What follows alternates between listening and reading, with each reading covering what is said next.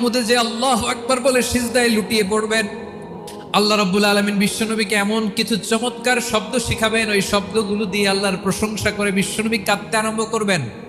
বিশ্বনবী এমন ভাবে অজর দ্বারায় সিজদায় লুটিয়ে পড়ে কাঁদবেন, রব্বুল আলামিনের রহমতের দরিয়ায় জোশ লেগে যাবে।